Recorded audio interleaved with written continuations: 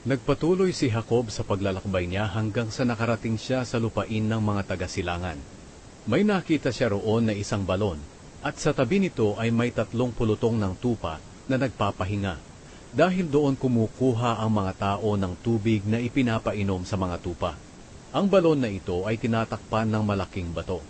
Iniipon muna ng mga pastol ang lahat ng tupa bago nila pagulungin ang batong nakatakip sa balon. Pagkatapos nilang painumin ang mga tupa, muli nilang tinatakpan ang balon. Ngayon nagtanong si Jacob sa mga pastol ng tupa, "Mga kaibigan, taga saan kayo?" Sumagot sila, "Taga Haran." Muling nagtanong si Jacob, "Kilala ba ninyo si Laban na apo ni Nahor?" Sumagot sila, "Oo, kilala namin." Nagpatuloy sa pagtatanong si Jacob, "Kumusta na ba siya?" Sumagot sila, "Mabuti naman. Tingnan mo, paparating ang anak niyang si Raquel dito, kasama ang kanilang mga tupa."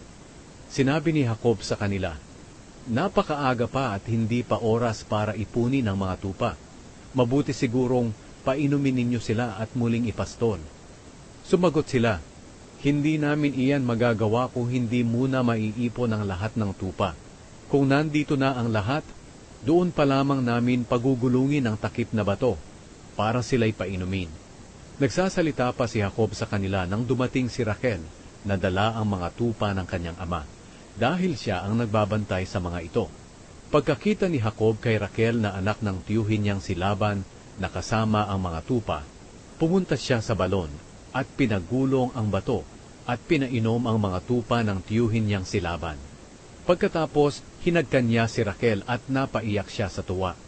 Sinabi niya kay Raquel, "Anak ako ni Rebeka, kaya pamangkin ako ng iyong ama."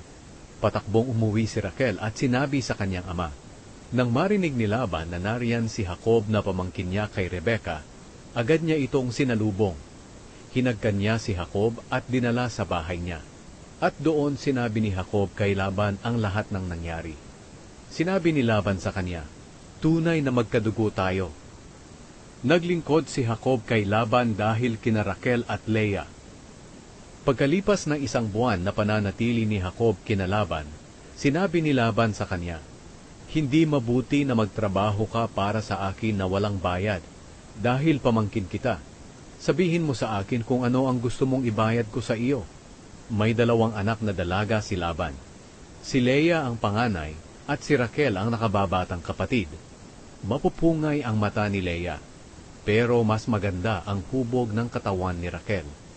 Dahil may gusto si Jacob kay Raquel, sinabi niya kay Laban, "Maglilingkod po ako sa inyo ng 7 taon, kung ibibigay niyo sa akin ang kamay ni Raquel." Sumagot si Laban, "Mas mabuti pang ikaw ang mapangasawa niya kaysa sa ibang lalaki. Manatili ka na lang dito." Kaya naglingkod si Jacob kay Laban ng 7 taon para mapangasawa niya si Raquel. Dahil sa pagmamahal niya kay Raquel, parang ilang araw lang sa kanya ang 7 taon. Pagkalipas ng 7 taon, sinabi ni Jacob kay Laban, "Natapos na ang paglilingkod ko sa inyo, kaya ibigay niyo na sa akin si Raquel para magsama na kami." Pumayag si Laban, kaya nagdaos siya ng handaan at inimbitahan niya ang lahat ng tao sa lugar na iyon. Pero kinagabihan, sa halip na si Raquel ang dalhin ni Laban kay Jacob, si Leah ang dinala niya.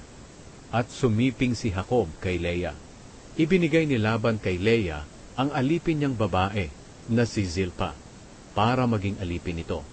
Kinabukasan, nalaman ni Jacob na si Leah pala ang kasiping niya. Kaya pinuntahan niya si Laban at sinabi, "Bakit ginawa mo ito sa akin? Naglingkod ako sa iyo para mapangasawa ko si Raquel. Ngayon bakit niloko mo ako?"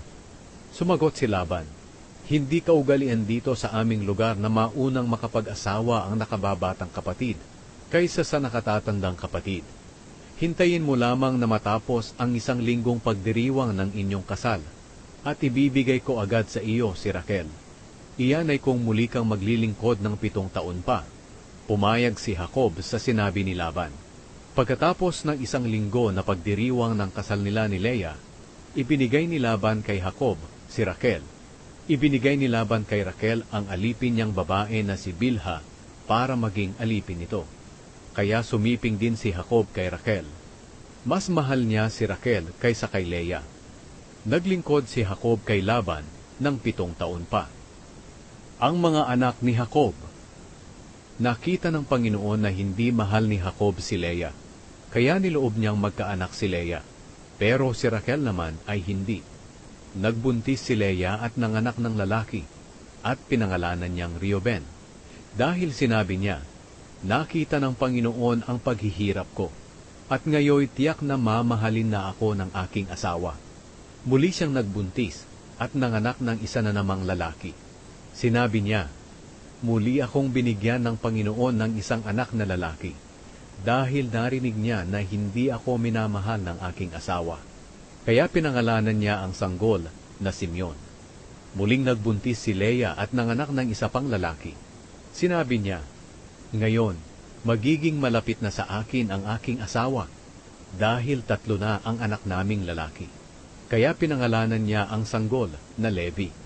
Muling nagbuntis si Leah at nanganak ng isa na namang lalaki. Sinabi niya, ngayon pupurihin ko ang Panginoon, kaya pinangalanan niya ang sanggol na Huda. Mula noon, hindi na siya nagkaanak.